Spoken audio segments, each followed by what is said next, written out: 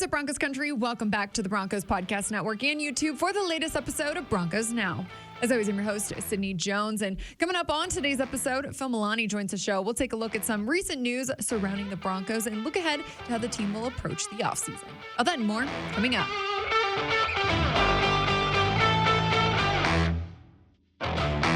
Joining me here in the Broncos podcast studio for today's episode of Broncos Now is fellow team reporter Phil Milani. Phil, thanks for joining me for today's episode. Said no off season for us. We no keep on rolling. No off season for us. We do. Yeah. Not Broncos Now every day, though, just once a week. That's true, yes. So a little bit less. That is true. Yeah. Well, how are you doing, Phil? How's your good. off season going? Good.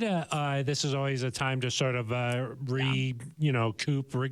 gather yourself and, it's a long season, but then this time of year, it's sort of exciting to turn your sights forward and see what ways the Broncos can improve over the off season. Yeah, it's going to be a busy off season, I think. Yeah. Too. Yeah, definitely. Every off season's busy, though. Yeah. People always ask, what do you do in the off season? But there's so much stuff going on. Oh, my gosh. Yeah. I mean, with all of the draft prep going on here, and then free agency, of course, before that, and there's always stuff going on. So that the NFL does a really nice job about being a sort of a year-long sort of always something going on. But it's also now a time to just watch some of these other playoff games and just sort of see where the best of the best in the league are and what they do well, and sort of you can't help but sort of think about how the Broncos would match up against some of these teams that are still playing. So yeah, definitely. You looking forward to the championship games this weekend? Yeah, I think I'm going to take the Ravens. Me too. We can never take the Chiefs. Yeah, exactly. We have to pick the Ravens. Yeah, but Niners. I really want the Lions to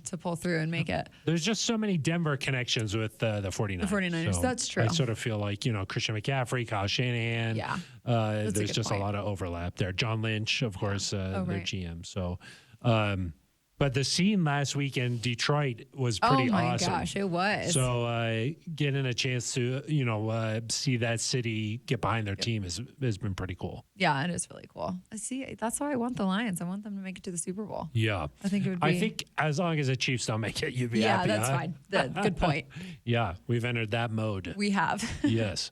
Well, Phil, there's not a ton going on in Broncos news, but it was announced on Monday that cornerback Pat Surtain and returner Marvin Mims Jr., they were both named to the All-AFC team voted on by the Pro Football Writers of America. So that's cool. Good news for them. Yeah, there's so many season awards. I know. I feel like maybe the AP All-Pro is sort of the really big one. Big one, right. Pat, of course, did not make that. So nice to see him get this one here. And, this is an esteemed group that's voting on these types of things. So nice to see him get recognized. He's just such a tough position to, get these honors because you look at the stat sheet and you just don't see these huge numbers. Right. And I think then it's easy to sort of overlook the impact that he makes. So yeah, I agree. Nice for him to get recognized there. And I think also during this sort of award season here for the elite players in the league, it's an opportunity for Pat to look at his game. And, players like Pat are always looking to get better, And so I'm sure he's looking at his game and wondering, okay, how can I get my interception numbers up, higher and, into that sort of 6, 7, 8, range. How is it possible to get there when you just don't get that many targets, For sure. And so, I think that that's something that Pat's going to sort of focus on, and I think he can learn from some of the greats in the past. Even like a guy like Champ Bailey. Champ didn't get that many targets, but still found ways to bait quarterbacks into throwing to him or do different things where you get a chance to increase your numbers there. So I bet you that's what Pat's looking at this offseason, and he'll be at the Pro Bowl and he'll be rubbing elbows with some of the best in the league. So he'll pick up tips here and there. And then for Marvin Mims, I mean he's really collected this whole offseason at the end of the year here. So I mean Pro Bowl, All-Pro, all these things. So he was just named to the All Rookie team too. today too, All as rookie well. team, yeah. So that sort of just speaks to the impact that he's had in the return game. Now for Marvin, I'm sure he wants to be more of an impact on offense, Right. and as a wide receiver. And we saw glimpses of that, especially early in the year, that Washington down the field. game. Yeah, some big plays there. In that Miami game, he had a big play down the field. Chicago. So you know what he's capable of. And now, okay, how do you take your game to that next level, especially on the offensive side, where you're more than just that jet sweep guy in the backfield, getting the handoff? How can you become a consistent playmaker, intermediate routes, short routes? The deep routes are there. So how does he become that guy for the Broncos next season? I'm sure that's what he's looking to do. But his impact in the return game, I mean, that's one area where if you look at this Broncos team, the jump from 22 to 23, none was bigger than in the special teams, phase of the game. I agree. The Broncos really made drastic improvements there. And, so many of these games, they were playing with really good field position, whereas in years past, they had been backed up right up against their own goal line, and it's really hard to get a drive going from there. For sure. So. Yeah, that special teams unit, like you said, made the biggest turnaround by far over the past year. I mean, it was impressive to watch. Yeah, and he had just a one kickoff return for a touchdown, but it's those are plays that really change how games are played. So and he even said it at the end of the year that he felt like teams are kicking to him differently, right? Because they knew what kind of weapon he was. So when you got a guy like that back there, it makes a difference. Yeah, and only his rookie year too. So excited for him. He'll go from here for sure. He's like you mentioned all of the changes that could be coming for the Broncos this offseason. He's like the one guy you're like, I feel really confident about him, and like his future is really bright, and it is. You sort of I think that you can really get behind a guy like Marvin right now. I agree. Just a very mature, Gosh, he was really impressive that way. Yeah. You're just talking to him in the locker room. He sounded like a vet. Yeah, he really did. So just the way he carried himself. Collected, really impressive. Just getting a chance to know him a little bit this year. So definitely. Yeah. Well, Phil, in other news, it was also announced this week that quarterbacks coach Davis Webb, he's going to coach at the East-West Shrine game. Cool for him, huh? Really cool, yeah. And then a couple other coaches too, offensive quality controls coaches Zach Grossi and Logan Kilgore.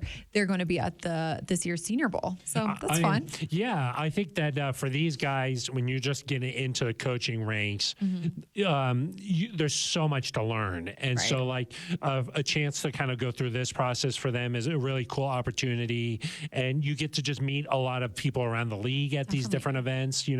Where I feel like this business is so small. You sort 100%. Of like you spend more and more time in this business, you kind of get to know everybody. Even Brian Callahan, who just got hired by the Titans.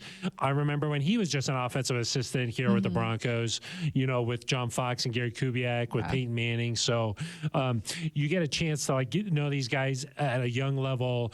You can kind of identify some traits that you're like, this guy's got sort of an it. Yeah, exactly. So for a chance for the guys that you just mentioned, especially Davis Webb, who's just getting a taste of what it's like to be a coach. I think that these are really cool opportunities where you meet people, you network, and then for the Broncos, a chance to work with some of these young guys coming into the draft process.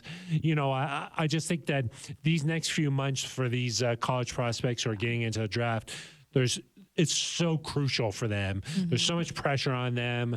It's good for coaches to get to know these guys, understand what their character is like. Of course, the personnel department's been scouting them all through, but now for the coaches to get involved in this process and get in the mix and get their hands, on them and get to know them a little bit directly, I think is a really cool opportunity. I think so too. And, I don't know what the selection process is like for, some of these pre-draft games, but for 3 Broncos coaches to be selected, I feel like that's cool. That's cool. Yeah, it's pretty big. And all of these bowl games are just, an opportunity for somebody to make a name for themselves.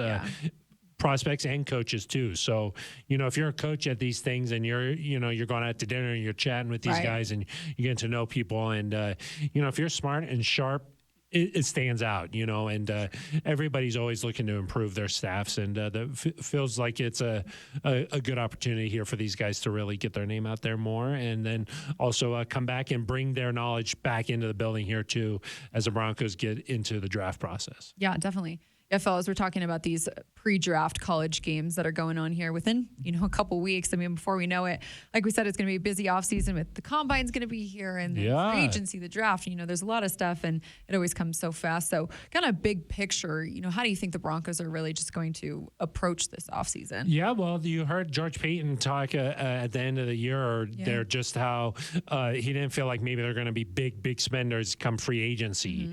And he talked about the importance of building depth and the back end of your roster through the draft. And, this is going to be an important draft for the Broncos. Obviously, did not have a first-round pick the last several years here, so now they get another chance to pick a first-rounder. Right. You're looking to get a guy who comes in and can contribute right away, regardless of the position, I think. Yeah. And, the rest of this draft is going to be really important all throughout, just building depth and building quality pieces here and guys who are really going to be able to contribute. And, George said that he felt like already on the Broncos roster, there's a couple of guys who can make that jump from, year one to year two. Mm-hmm. He mentioned that, Jaquan McMillan did that and really took that jump. He thought there was a couple of guys on this year's roster that were ready to make that jump. That's how good teams build. You bring in these guys, they get a taste of what your system is like for a year, and then year one to year two, they make that jump. So you want to consistently be adding guys in and building that depth from within. And, you talk about these all-star games for these college players. You just think about a guy like Quinn Miners. Yeah. Nobody knew who this guy was. He starts making a name for himself at the Senior Bowl during the practices. Yeah. He's pancaking guys there. Right. And then all of a sudden, you become a third-round pick, and you're playing as a starter for the Broncos. So these are really important moments here for these guys where maybe you're an under-the-radar type of guy. You start flashing a little bit. You get into these meeting rooms with these guys and you start talking football, and you could really pop off the page, 100%. So every time I think about the Senior Bowl, all I can think of is Quinn Miners.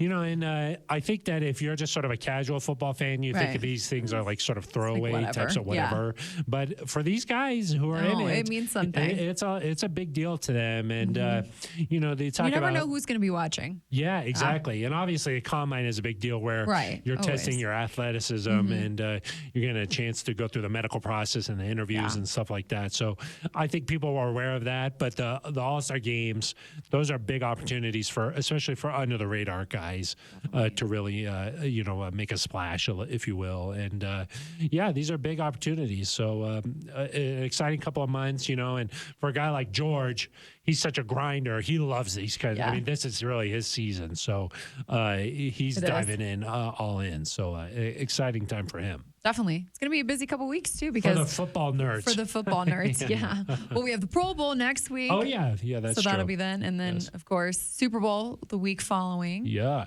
And then when is the Senior Bowl? The Senior Bowl is coming up here. Just in the same week as the Pro Bowl. Same week as the Pro Bowl. Yeah, exactly. So, some things to be on the lookout for. Yeah, exactly. And I remember the Broncos coaching staff coaching in the Senior Bowl a couple of years back. So, it's an opportunity for you to really learn and grow and get a chance to meet these guys. So, I think so too. Yeah, so there's always something going on. Broncos always something going done playing, but it'll be fun to see the Pro Bowlers get out there, and that's an opportunity for them to learn from the greats, you know, especially from Marvin. Especially from Marvin as a rookie. Yeah, just to be there and just to kind of hang out with those guys. It'll be cool. Yeah, will definitely be cool. Well, Phil, thanks for joining the show today. Thanks, Ed. It's always a good time for Broncos Now. Yes, it is. Well, that's going to do it for today's episode of Broncos Now. Broncos Country, thanks so much for tuning in. Moving forward, new episodes of Broncos Now will be released on Tuesdays every single week. So I'll meet you right back here on the Broncos Podcast Network and YouTube next Tuesday for a new episode. I will see you all then.